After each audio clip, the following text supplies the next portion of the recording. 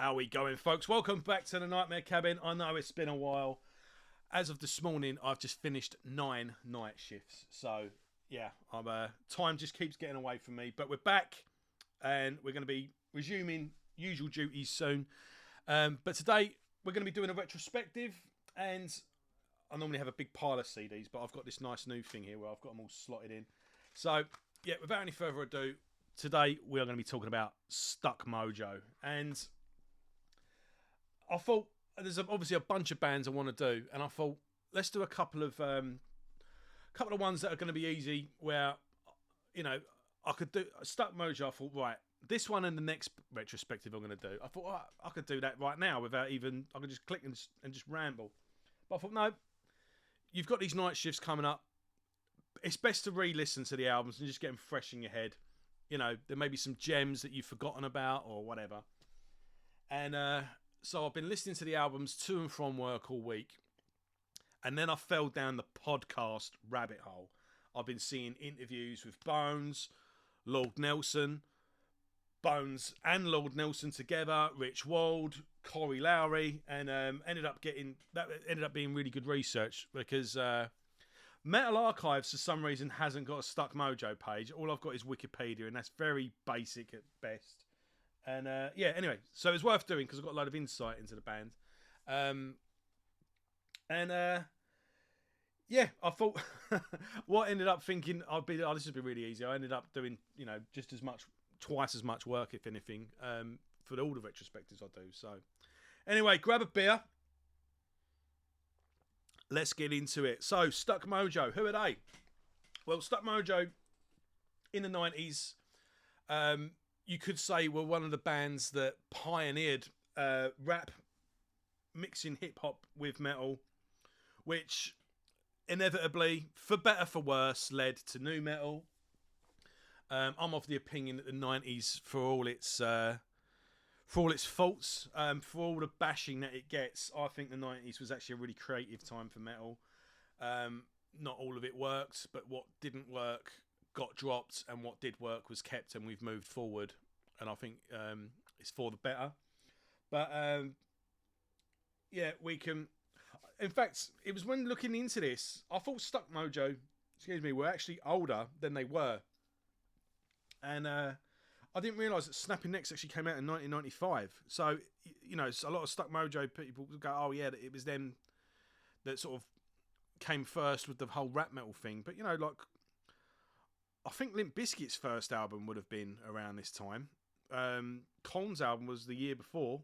So it's a little bit, obviously the whole hip-hop and rock or metal first got mixed together with Run DMC and Aerosmith collaborating, and obviously you had Anthrax collaborate with Public Enemy.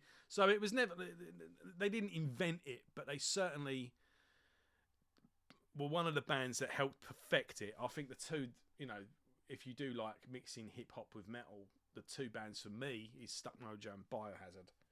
And then going forward, they were the standard setters, shall we say. The band formed in somewhere around 1980, well, in the early 90s, shall we say. Formed in 1989, here we go, by Dwayne Fowler. And I don't think I did hear I should have wrote it down, the original lineup, but basically the main body of the band is frontman Bones and guitarist Rich Wald. Corey Lowry had a big influence when he joined the band. We'll get into that later on, but they're the two main characters in this story, and Rich Wald obviously being the brainchild that kept the band going later on. And he's like the main producer, and pretty much everything apart from drums and vocals is what he does. And it's the perfect mixture of Rich Wald's riffs and Bones' vocals. And Bones is, in my opinion, one of the great frontmen and great vocalists. He's one of the most unique. He's got a voice that you instantly know it's him. He raps and kind of screams and barks, mainly rapping, but it's just his voice. And you watch him live, watch him in interviews. He's just a character. He's just awesome. So But him and Rich have got a very contentious relationship, as all the great relationships in music go. They love each other but want to kill each other as well. So we can get into that as well as we go through. So yeah, I suppose we'll get into the. I think the reason I want to cover this is because they're a band I like to revisit, and I don't think they're a product of their time. I think this back catalogue is actually pretty timeless. It all stands up today, and I think they're missed. And in a time where everyone's reforming and rebooting and different lineups and all the rest of it, I think the time is right for Stuck Mojo to be offered a really good touring package, or some festival needs to offer them a decent slot with decent money for them to get it together. And with the classic, but then again, the classic lineup it's been tried, so I'm probably speaking into the ether here. But this is a really good catalogue, and it's worth revisiting. If you're familiar with the band, this is definitely, hopefully, going to get you to revisit the albums. And if you've never even heard of the band, here's the place to start. So let's get into it. Stuck Mojo, Snapping Necks, released in 1995. A lot of people's favourite album. It's not mine, but it is very, very good. And the reason it's not mine is because, well, basically everything that followed it is what I prefer, is the short story. But it's a great debut album. It's a great statement of intent. I'm just going through the booklet here because I'm looking for the lineup, because the lineup on the internet is a bit shaky, and I want to get it from the horse's mouth by actually looking into the booklet. Right, so is that it? No. This is right. So we've got Bones on vocals, Rich Ward on guitar, Dwayne Fowler on bass, and Brett Payne on drums. This is 41 minutes, 11 tracks, published by Joseph Nuyens, I think it is. And that must be written here somewhere who produced it. Nope. On the back, maybe. No. Century Media, sort it out. Never mind. Right, we'll get into it. So, this is a very primitive recording for what would come later on. So, it's very sort of. It basically just captures the band's live set. When you listen to the podcast, they were rehearsing 7 days a week. They were gigging constantly, getting on early tours. The touring for this album was pretty intense as well. So, like with many a great debut album, it's basically the bands just condense their live set into like a perfect half hour, because at that time they're probably doing a lot of support slots, and it's all just crammed into making this perfect impression. Statement of intent is the band there, by the way, on the back. And yeah, it's got a lot of character, this album, and it's kind of loose in a way of like, we're doing this on this song, that on that song, and then as the next couple of albums come together, it all kind of forms together. But obviously opens with one of their biggest hits, Not Promised Tomorrow. Again, great riffs. Immediately, Bones' rapping is infectious. He raps clear. He's got a sense of humour. He's always got a message as well. He's a great storyteller. It's the whole package. And yeah, not Promised Tomorrow. It's got that hardcore sort of chant chorus. It's just a classic. The riffs are fucking great. And then yeah, great way to open an album. Then you got Snapping Necks, the title track, which opens quite slow with a little bit of even like a bit of a grungy sort of feel to it. It starts off like a boom boom dun dun dun, and it kind of has a slow build up thing, and then just kicks in, and yeah, it starts sort of slow, but then with like a doomy riff, but then it goes into this crunchy like heaviness, and then it's going to like a thrashy verse, but then has like a bouncy chorus, and then goes back to the beginning of the slow bit and then builds up again. And yeah, cool song. FOD as well, good bouncy sort of rhythm. Again with the hardcore chants like Prophets of Doom. No, FOD, Prophets of Doom. And I mean, there must be a hardcore influence in there as well. Then that, you know, the hardcore scene, you know, hardcore bands were getting signed to Roadrunner and stuff like that. So all different things were going on in 1995. Grunge was sort of coming to its end. Like, you know, the story is that grunge has kind of killed metal, put it back into the underground. Well, around 1995, grunge was sort of riding out as well, and then the underground of metal was brimming to the top again. Obviously, you had bands like Machine Head coming out, Pantera was making the impressions, you know, so on and so forth, Sepultura, death metal, and, you know. Where were we? FOD. The beginning of the end. Yeah, again, awesome thing. Got that awesome chorus. The beat, the beat, the beat, the beginning of the end. You know,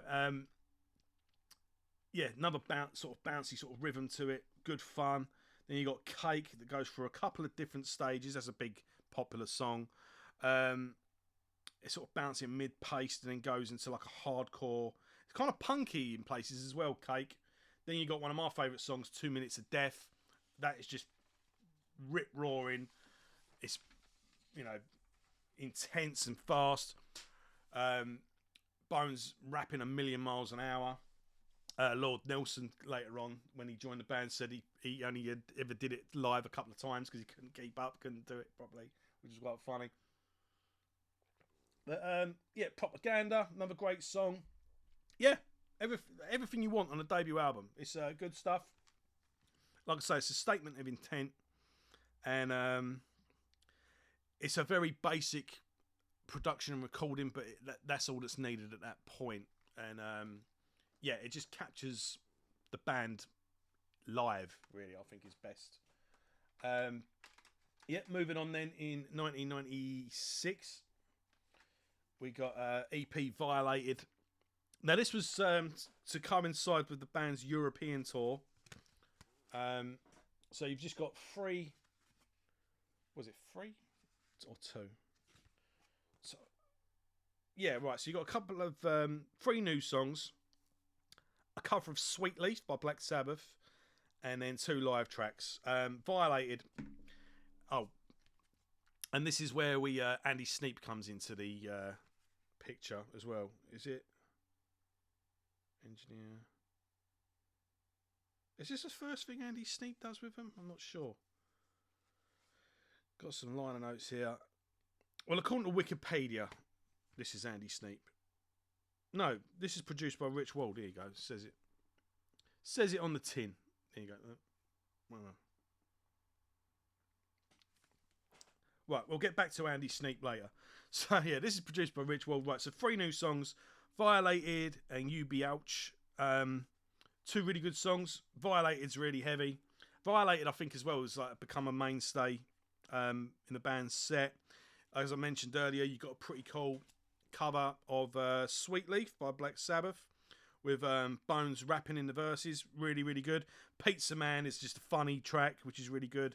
And then you get FOD and an early track, an early take of Monster live. Monster we will get to next. Into what the band, well, which I consider the band's masterpiece. 1996, we get Pig Walk.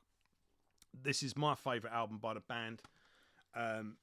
This is just a when all the stars seem to align, and this is a really unique album, unique sounding album at least. Produced by Devin Townsend, but when I was listening to a interview with Rich this morning, I think someone else. It was actually there was someone else involved. Bones. Right, Daniel Bergstrand. Right, produced by Devin Townsend and Daniel Bergstrand. Now, Daniel Bergstrand, you'll know, for producing Meshuggah's Destroy Erase Improve. Obviously, the sounds of metal was getting, obviously death metal was coming along. You had bands like Meshuggah, Pantera, etc. And the record label at the time was saying that they think Stuck Mojo can rival or be in the same ballpark as Pantera, Sepultura, so on and so forth. Now, you could be forgiven for snapping necks to sort of put this band in, like, with the funk metal thing. So your bands like Fishbone, Red Hot Chili Peppers, Faith No More, or early Faith No More at least. There was still that kind of, it was still wasn't quite as heavy. The riffs were there, but it wasn't as heavy as what was coming out with, the heavier side of metal at the time. So the record label wanted Stuck Mojo to be able to go toe and toe with, again, your Panteras, your Sepulturas, and all the rest of it. So Rich Ward was really into Destroy, Erase, Improve by Meshuggah, and then that's when Devin Townsend came on to really sort of give things a kick in the studio. He was getting into, Rich Ward was also getting into noise and sampling and stuff like that. And Devin Townsend wasn't the Devin Townsend we know now. We had one strapping young lad album out at the time, and yeah, he was coming up and coming, So he was in there. He's contributed to the songs as well. He does a bit of vocals, backing vocals here and there, and yeah, it's a really heavy album with the rapping vocals, and it shouldn't quite work on like in theory written down, but fuck me, does it. Again, this is one of the infectious, it's just perfect. You get done for speeding whilst playing this album, every song on it is just awesome. The riffs are crunchy, thrashy, memorable. Bones is just on fire on this album. A couple of little bits here and there. Oh, Violated's on this album. Of course it is. Yeah, Violated. So you get 2 early tracks on the Violated EP. And yeah, because you get Monster and Violated. But yeah, obviously Violated is re-recorded. But let's get a bit more of a zoom in on this artwork as well. That's awesome. Yeah, so opening up with the title track Pig Walk, it is just, that's just the drums all the way through, just and Bones starts rapping through like a voice filter, like he's rapping through a megaphone, and I can get why they did it in the studio, but when he does it live, he just does his normal thing. And I think you got to experience Pig Walk, the studio version, but watch it live as well, because I think live you need both to fully get the song, and it's probably not the best thing to play to someone that's never heard them before.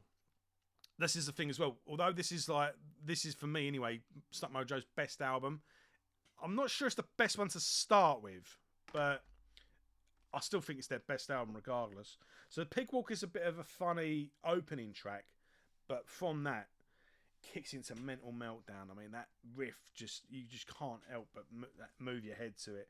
And then straight into Here Comes the Monster, Twisted. I mean, 3 awesome songs back to back. You get a little introduction with the sermon, which is really funny, where it's in like a gospel church, and the preacher does a thing about arena rock stars and the alternative scene, and it's great stuff. It's really funny, and then that comes into Despise. I didn't even go through the lineup, did I? I have to go through that in a minute. Let me go through the track listing, and I'll go through the lineup. I've got ahead of myself. Again, a good funky song, which many a band need to listen to. A couple of fans need to listen to this as well. With what's going on at the moment, you're complaining about bands calling them sellouts because they got melodic choruses or decent production, and then you'll fork out 500 quid for a ticket to a concert and think you're not being ripped off. Yeah, we'll get to that later. Anyway, Only the Strong Survive.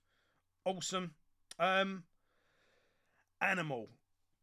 amazing. I mean, it's practically a strapping young lad song. The only thing wrong with this album, and I love this album, the only thing wrong with it is the last two tracks, Inside My Head and Downbreeding, don't really need to be on there. The you know,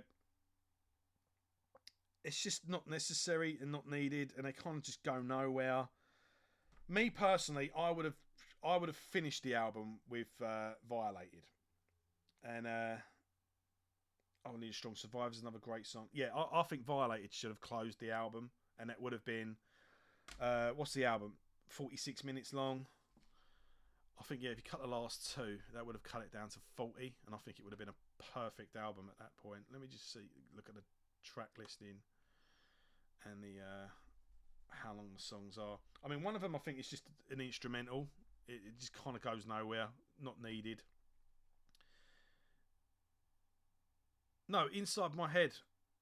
Where am I going with this? Right, Inside My Head will keep. Downbreeding, I'd lose. No, I'm going to stick to it. Last two songs aren't needed, but yeah, Animals definitely the one. Yeah, so Inside My Head is like just an instrumental. I'm sure it is, and then Downbreeding. So what's that? 3. Yeah, that would have. If you cut the last two songs off, it would have shortened the album by 8 minutes, and I think the album would have been perfect at that point. But that being said, apart from that, album's amazing. So right. Let's backtrack a little bit. Now we have the classic Stuck Mojo lineup on this album. The classic lineup, and we're now entering the golden age of the band. So, as per last album, we've got Rich Wald on guitar, Bones on vocals, and we've got Bud Fonser, I think, on drums, and Corey Lowry on bass and vocals. Corey Lowry, you'll know, is... well, you may know, he's been in a bunch of bands actually, Corey Lowry, but he's a brother of Clint Lowry of Seven Dust, another band I should do a retrospective on at some point.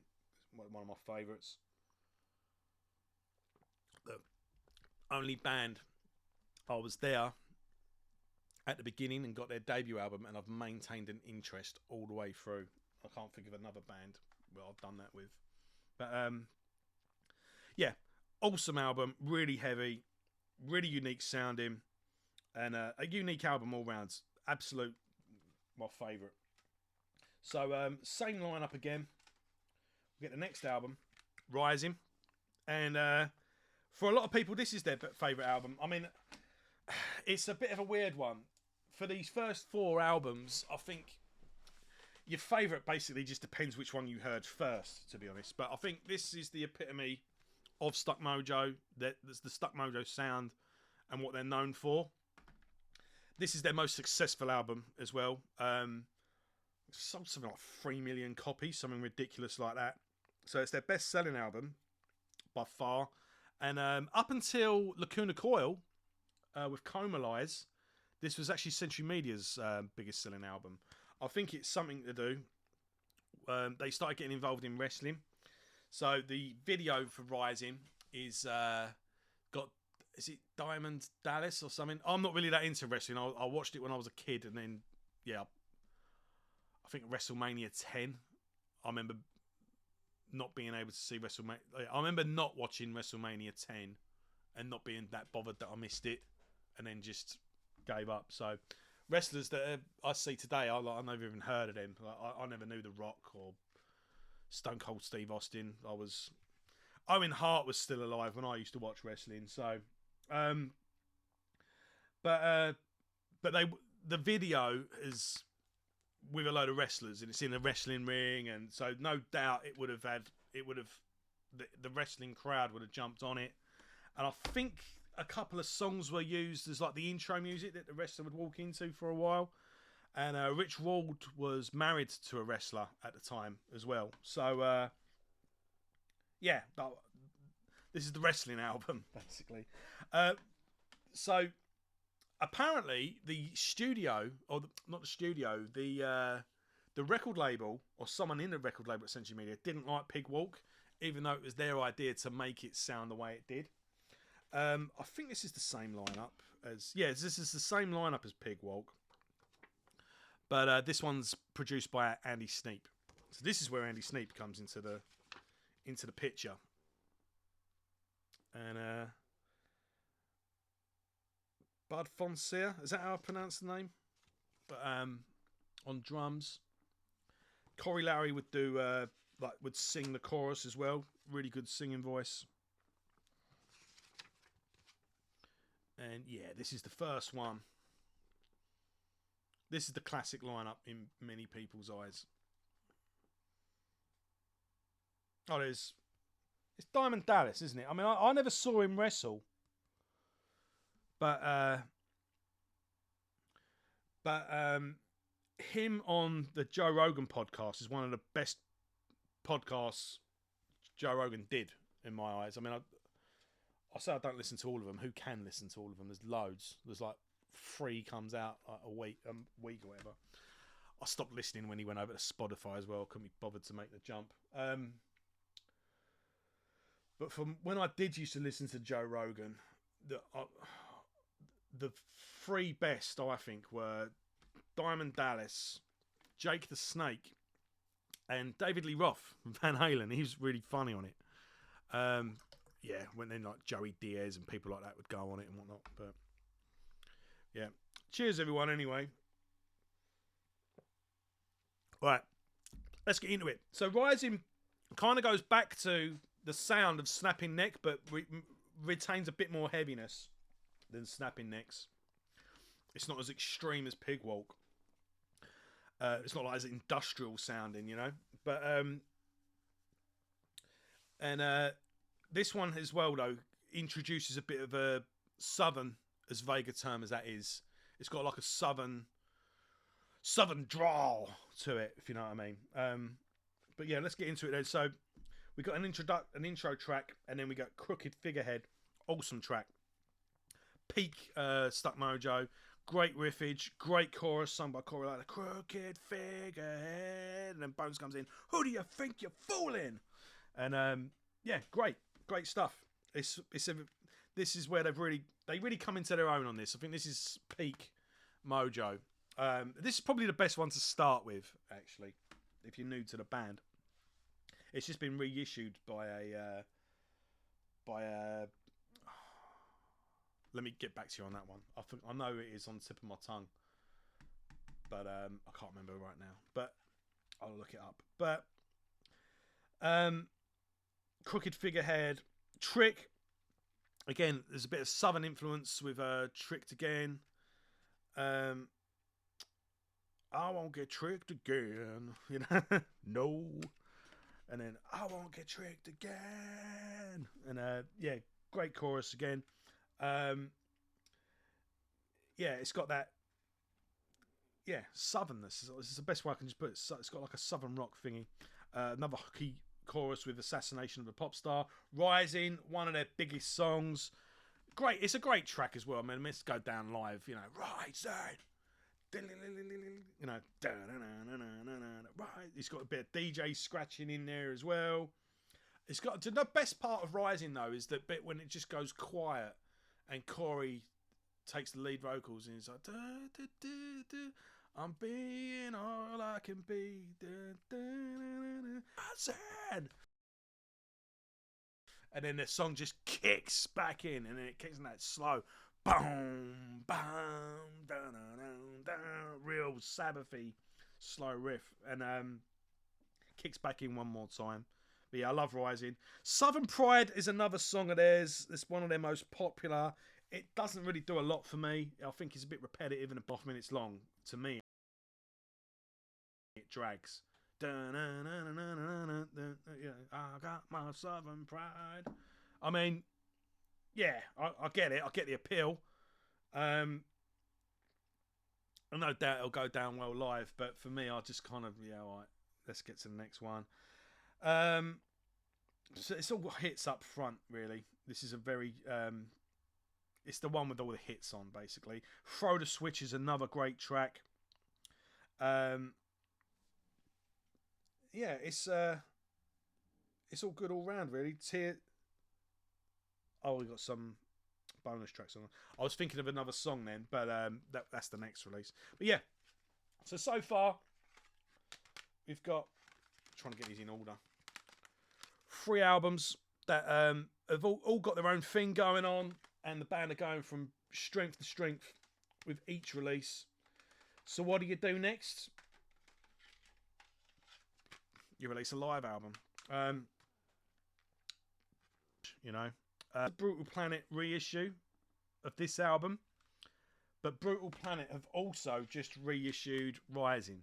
So check out Brutal Planet Records. Check out like Boone's Overstock.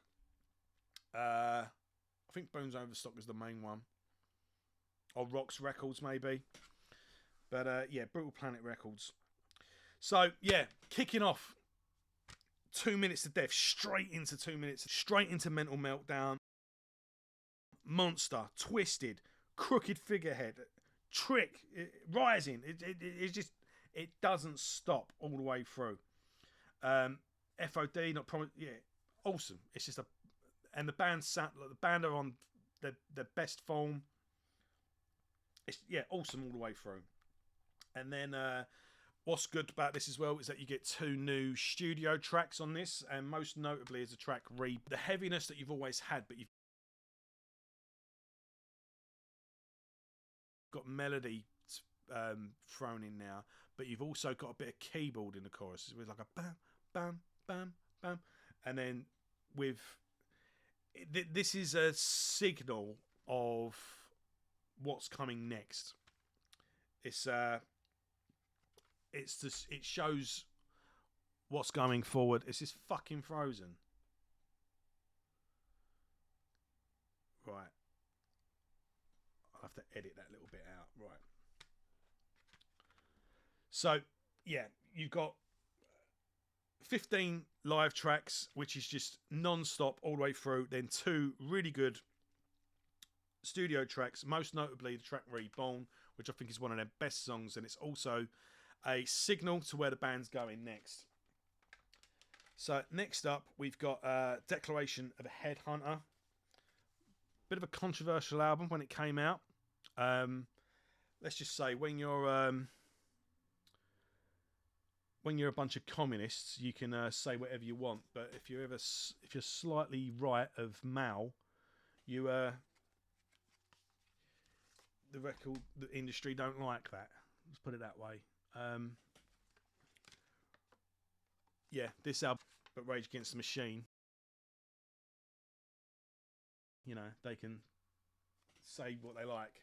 But yeah, let's get on with the review now. Now this one is where things slightly change. At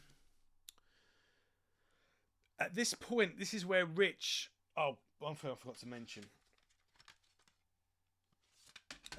On Heavy 1, I didn't even say the title. You've got Dan Dryden on bass, which he was on the first album, wasn't he? Was Dan Dryden on the first album?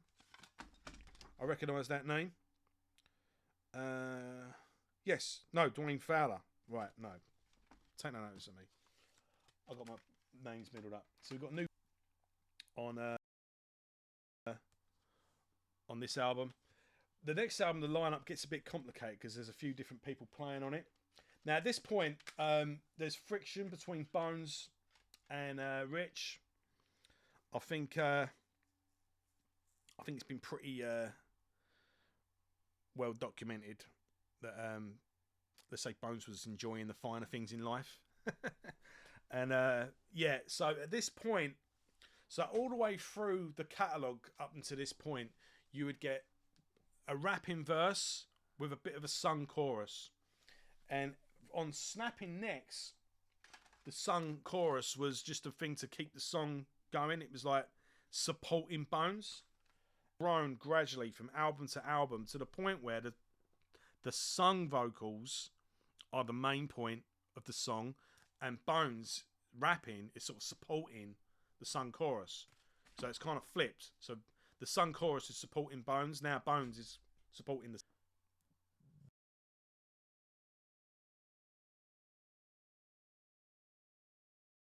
the main meat of the song. And up until this point as well, with discrepancies here and there, Bones wrote all of his vocals, all of his lyrics, whilst this album was all written by Rich. And who's produced this one? Andy Sneap produces it again. And yeah, you've got a bunch of like guest musicians and whatnot. Right, so the lineup on this one is Bones, Rich Wald as usual, Bud Fontserre on drums as usual, and then Dan Dryden on bass and vocals. Now, depends who you speak to when it comes to this album. At this point, Rich Wald disappears up his own arse, takes over the band, starts pushing Bones out, becomes a bit of a dictator. Is this even a Stuck Mojo album? I think it's a Rich Wald solo album. They might all have a point, but here's the problem. This is Stuck Mojo's best album. This and Pigwalk, for me, are two opposites of the band's sounds, so to speak, but both are equal because they're both extremes in where the sound goes. Right, yeah, some choruses, they've all gone poppy, they've all gone... Yeah, but the thing is, it's all really good. And it's brilliantly produced, and yeah, it's the band's most dynamic album, and it's a shame that this is really... I'm not even sure if the band toured for this. If they did tour, they didn't tour a lot, and I don't think a lot of these songs have been played live. But yeah, it's just a really dynamic album, and it's got some awesome songs. And the track listing is weird. I was listening. I think the track listing is different in different territories, but this one, it starts off with "Set the Tone," and again you got like looped backing vocals. That's just like just in the background. It's weird, like the way it's sampled. But yeah, "Set the Tone," great song, great way to open the album. "Raise the Deadman," one of my favourite albums, one of my favourite songs by Stuck Mojo. Again, it's got that Bones rapping brilliantly during the verses, and then during the chorus, it's the old, "It's time for me to raise the dead man. My path is set. Hell's coming with me." It's great. And "Give War a Chance," fantastic song. "Drawing Blood" is another one. "Give Peace a Chance." I mean, yeah, "Give War a Chance" though. It's like starts off like a bit of piano. It's really melodic. I remember thinking, is Bones even on this track? This is where it's getting a bit weird. But "Drawing Blood" has got an amazing solo. Like, it's, some of Rich's best guitar is recorded on this album. It's amazing. It has got a lot of interlude tracks, like intro tracks, but I could have done without them. "Wald Is My Shepherd" is a pretty good instrumental. "Hatebreed" is a great track as well. "My hate makes me a better man, my hate."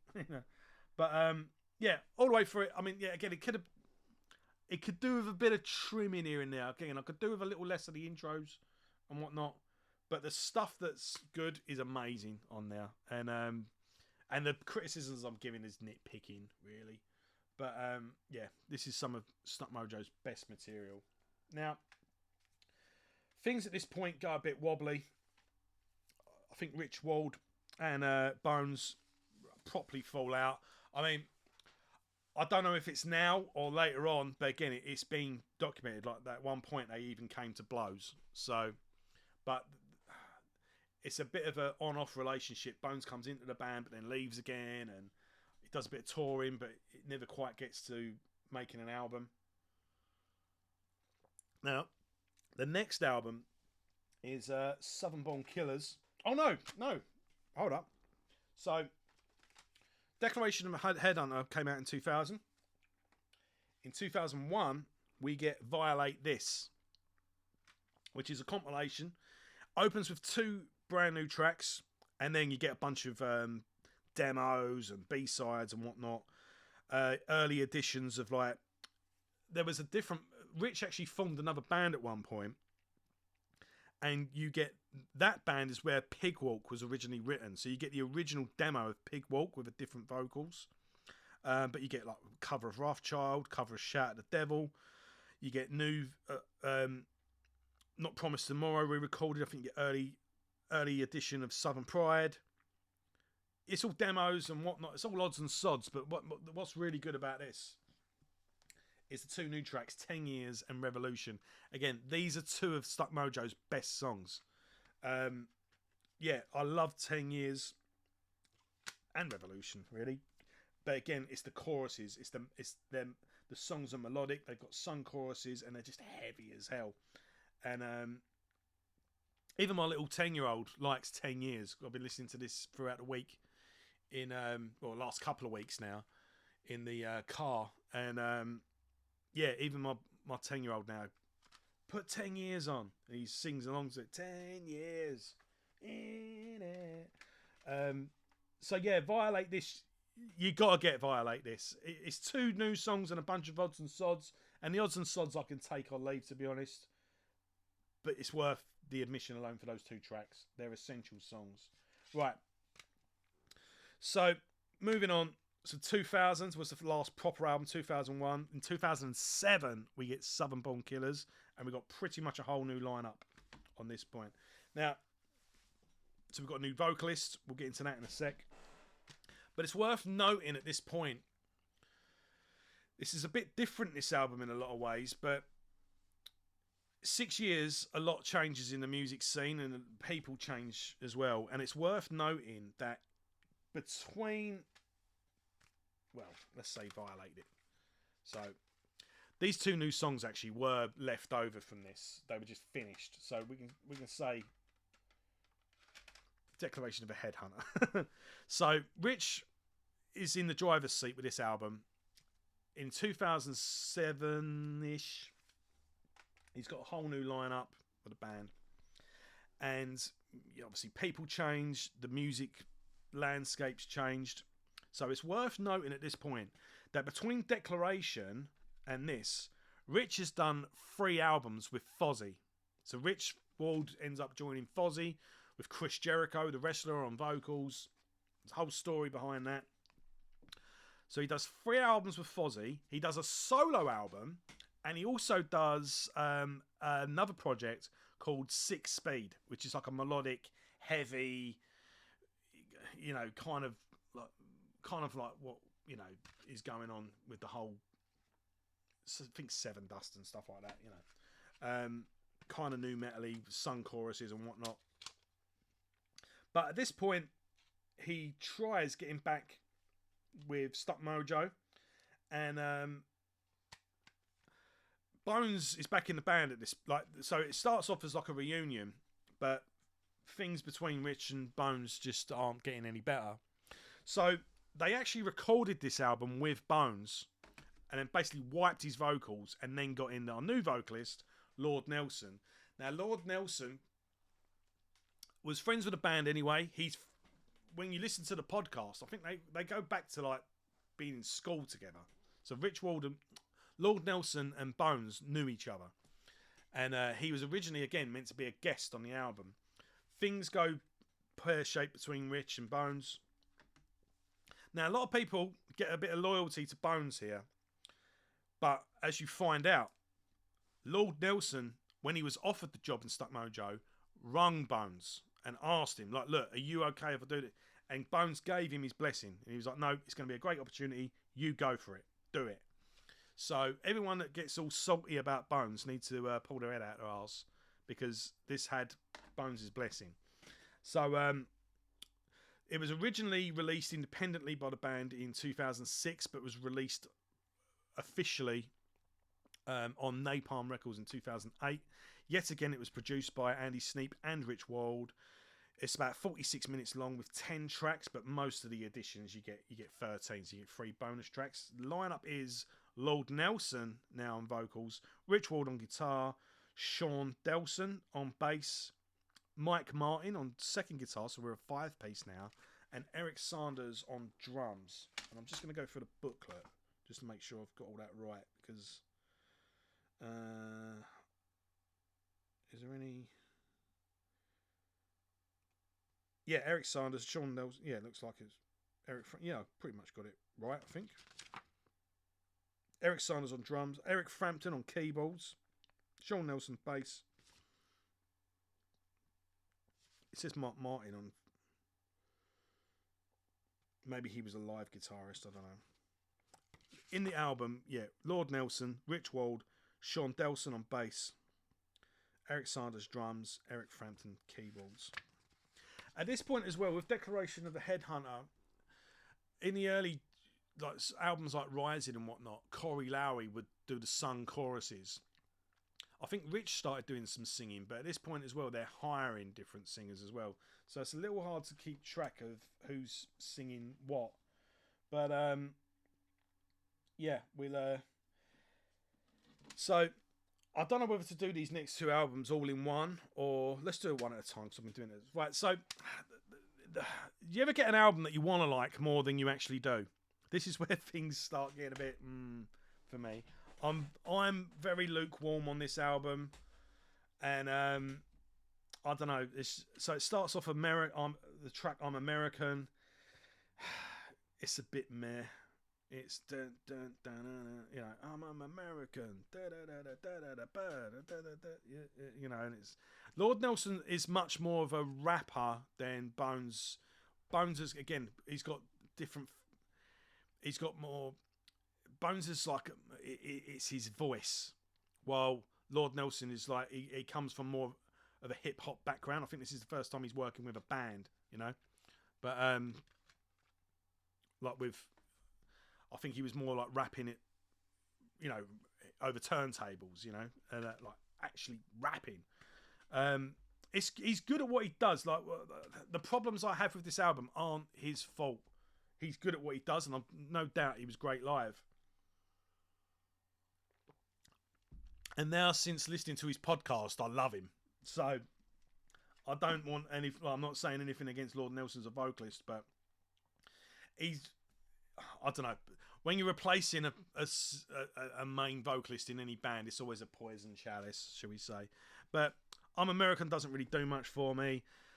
Southern Born Killers, this is the problem with both of these albums, and I'm going to be saying this a lot.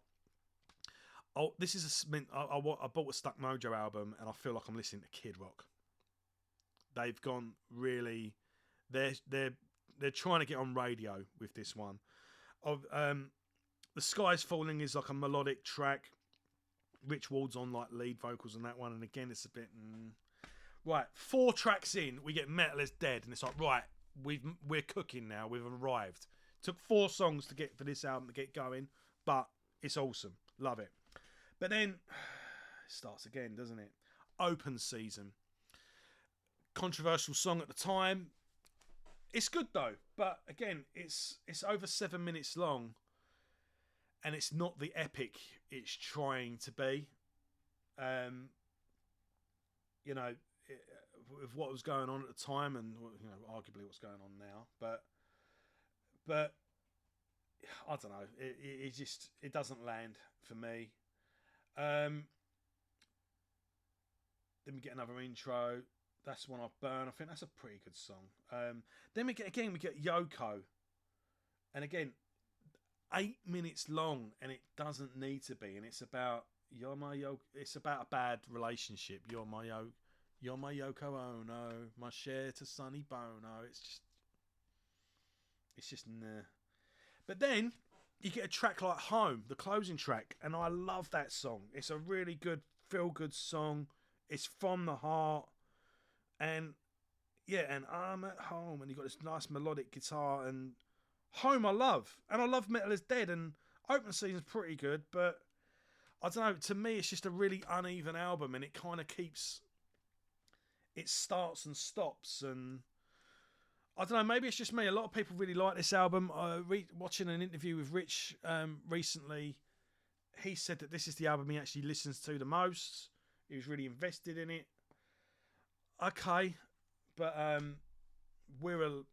it just doesn't match up to the first 4 albums, I'm afraid. A year later, we get the Great Revival, and we're pretty much more or less the same lineup. Here we get 12 tracks, about 46 minutes long. And again, this is the one apparently that got the most flack. Oh, I think this famously got like 1 out of 10 on Blabbermouth. And Lord Nelson actually does a video reviewing this album, trying to get a bit more love for it, like basically saying it was underrated, and gives you. I think the point of the video is if you get a bit more insight into the album, you'll kind of get it a bit more, which is fair enough. Right, so this one again is produced, recorded, and mixed by Rich Wald, but is mastered by Andy Sneap. And in the band, we've got Lord Nelson again, Rich Wald, Sam Delson, Mike Martin, Steve Underwood on drums. So we've got a different drummer this time around, although Eric Sanders is also listed as a guest. And then Eric Frampton on keyboards. So you've got a lot of people involved on this. But again, I think Rich is in the driver's seat. Let's see if there's any good. Yeah, you got them.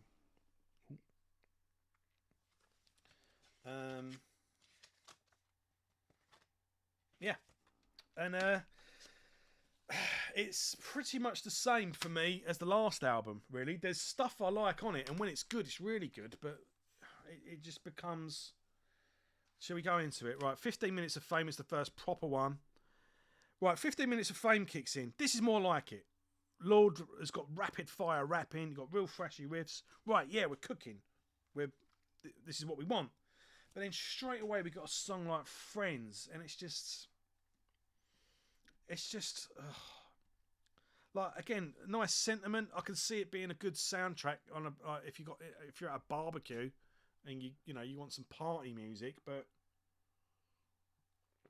again, this is Stuck Mojo, not Kid Rock. You know. And Bones is actually on this song. There's a little spoken word bit. You got like this. The world is driving me crazy.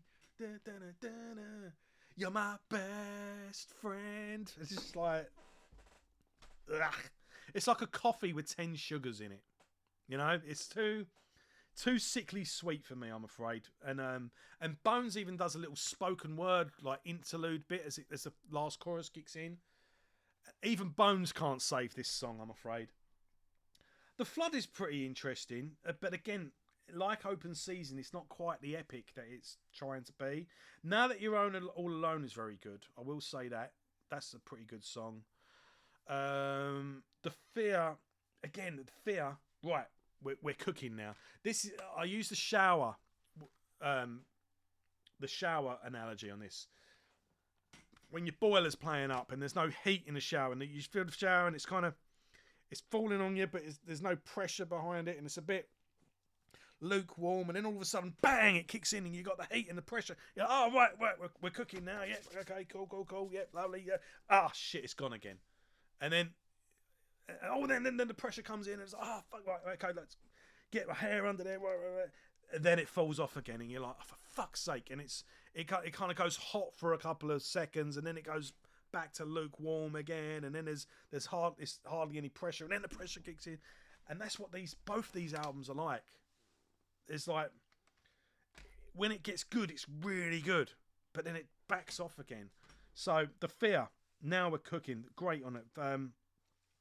There's a female vocalist on both these albums, and she's good, nothing wrong with that.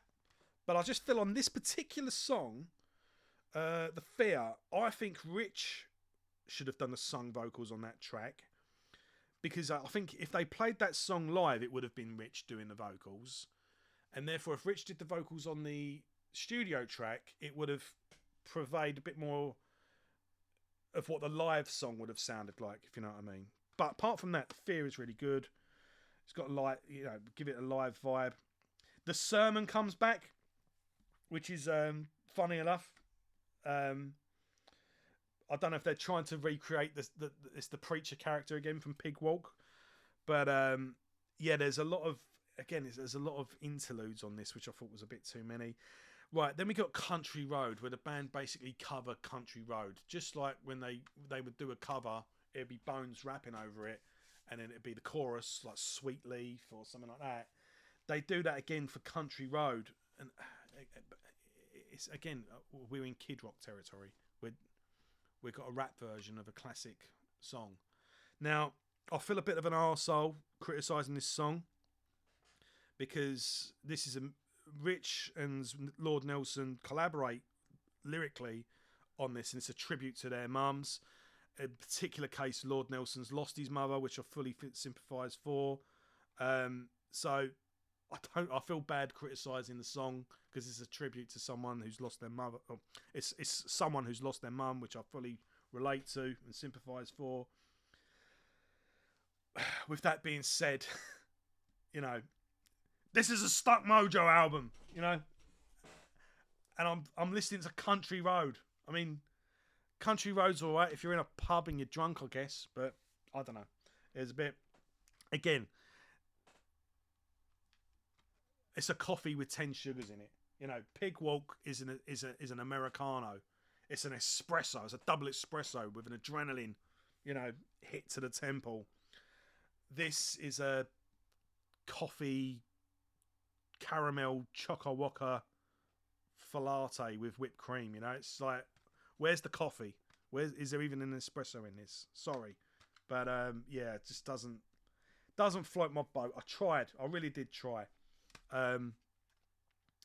But I love Lord Nelson as a character. I love his rapping. He's good at what he does. It's not his fault. It's just he's the one that seems to cop it because he's the new guy.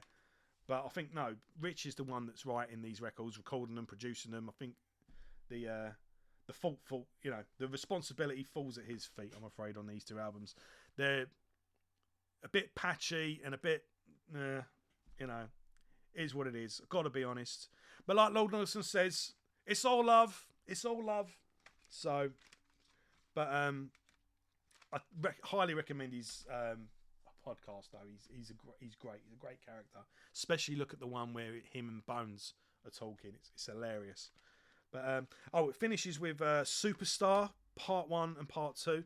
Again, look, this sees Lord Nelson doing clean vocals, and apparently like he wrote this song himself from scratch, just sung. And Rich apparently like went, no, like just sing the song and do it, and I'll work around it because. And it's him opening up, and he's developing as a vocalist and a songwriter, and it's great.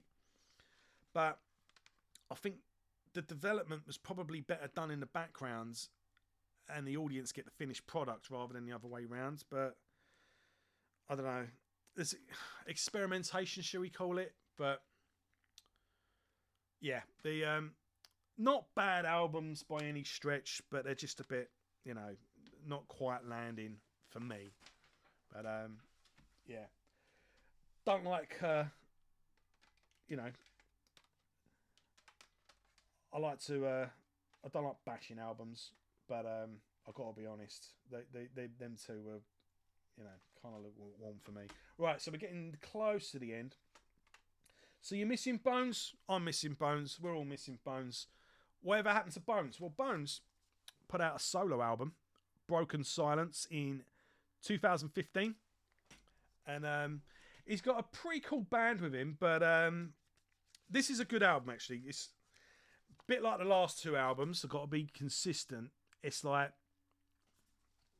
when it's good, it's really good, and but the really good moments are it takes a while to get there. So the problem here is that ever since Bones left Stuck Mojo, I don't think Rich has ever found a vocalist that quite matches Bones. But Bones hasn't found a guitarist that matches Rich Wald. This is the problem we've got, where he's got a really good band here behind him. They're tight. The riffs are good, it's all good, but it's you're here and he's here. We need you, It's Paul McCartney and John Lennon. They're best when they're together. But this is good, and it's great hearing Bones' voice. It's great seeing him do what he does best in a good band. I mean, no doubt. I mean, I would love to have seen these live. There's some good live shots here. If you look on the YouTube channel, there's lots of live footage. Yeah, these would have been good shows. But it's coming up to 10 years now. I don't know what he's doing. But, right. Sinister Grin. Really good track. Comes over me. Sinister Grin is like, you know, it's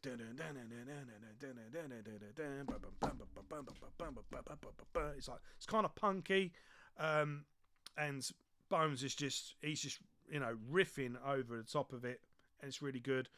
Comes Over Me is a really good song. The absolute highlight on this though, my favourite song on this is God's Shine. That is like Bones is back. I love God's Shine. It's uplifting and it's Bones just doing what he does best,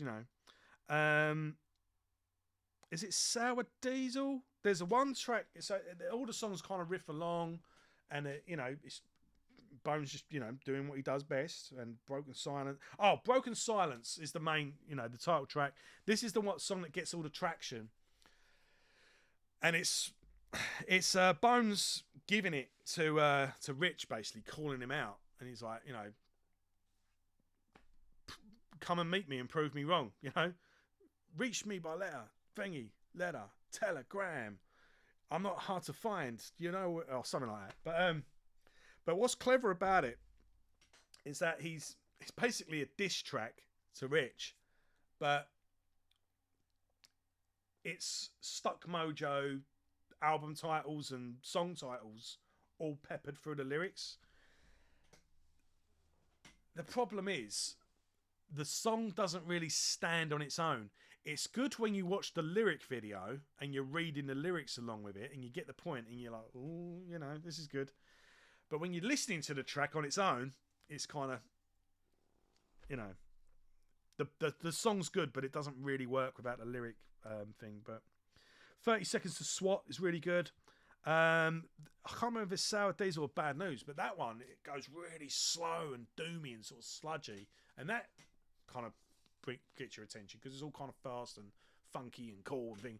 And then there's this real slow sort of, say doomy track, which makes you go, cool, yeah, that's cool. And then Bad Love, the last track, is really heavy as well. So it's good. It's really good. But, it's sort of just, again, it's like a new debut album. It's like another statement of intent. And it's like, well, I'd like to see where this is going. The potential's there. But nothing was really followed up. Like I say, this album's 10 years old now. So if you're a Stuck Mojo fan, it's definitely worth checking out anyway. So that's Bones, Breaking Silence. Now, apparently, right, so the band, the classic lineup, reform again. You got Bones in the band, Corey Lowry, and they did 3 shows. The venue that they did heavy, which I can't remember the Masquerade. No, fuck, I can't remember it. But let me look through the thing and see if I can find it on it.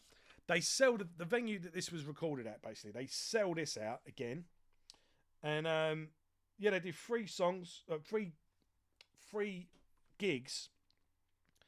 I can't remember if they did Pig Walk in full, but I swear I saw a poster where it was announced that they were going to be doing shows where they were playing Pig Walk in full. I swear I saw that. But I never... Oh, live recording, mixed... Recorded at the Masquerade in Atlanta. There we go. Ooh. It won't focus, yeah. The Masquerade Atlanta. And they sold that out again. There's footage of that on YouTube and the band are absolutely on fire. So again, everyone's like, oh, Stuck Mojo, he should get Bones back. Well, he's got Bones back twice now. So just like Southern Bone Killers, which was actually recorded with Bones, and then they had to re-record the whole album again. This album, Here Come the Infidels, was started with Bones. But both Corey and Bones leave the band, or at least aren't able to give the commitment that's needed, shall we say. That's Richie's words. And then, we've got a whole host of people on this one. So, when did this come out even? Here Come the Infidels. I think this was 2016. I'm getting my timelines mixed up a little bit. Bear with me 1 second. I'm just looking on Wikipedia. Oh, it might be even on the CD. How about looking now? Yeah, I was right. No, no, I wasn't. You see, you get all the entertainment here, folks.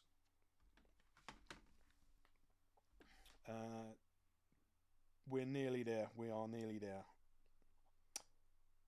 Yeah, 2016 after all that. Right.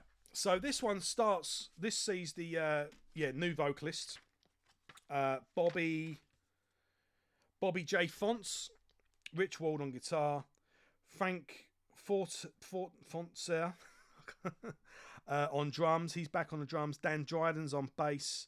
Marshall Coates is on bass as well. Terry Chisholm on keyboards, and a bunch of other people doing guest vocals.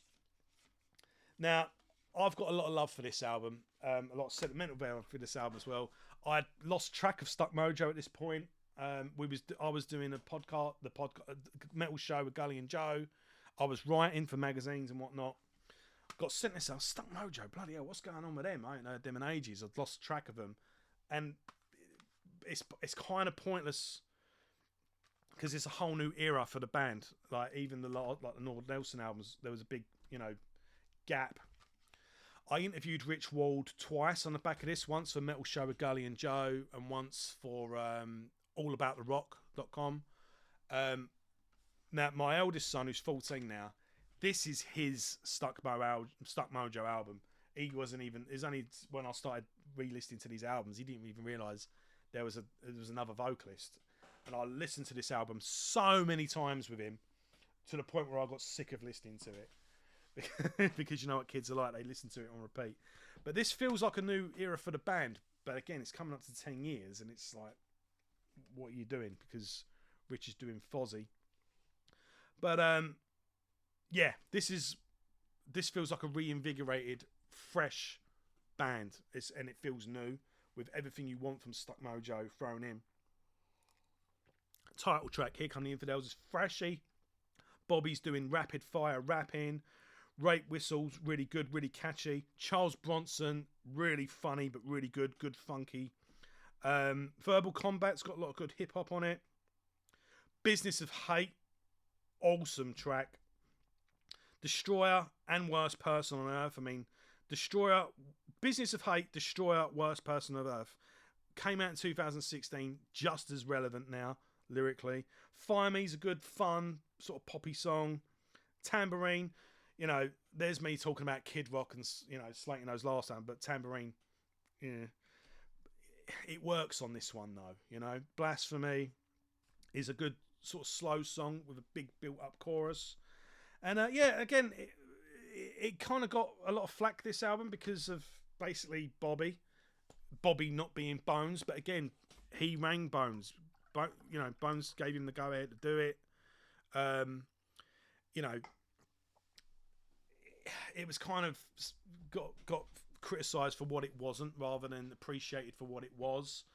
But all the songs on this are good, and from Declaration of a Headhunter onwards, it kind of marked the new era of the band, really. So there's sort of before this album and after this album. But I thought this was a great album, and I really enjoy it. And yeah, it's a good... I hope it isn't the last album.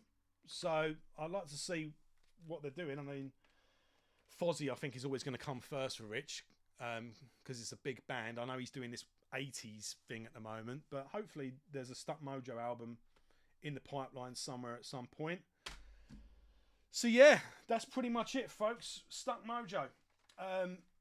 Let's do a quick recap before I go.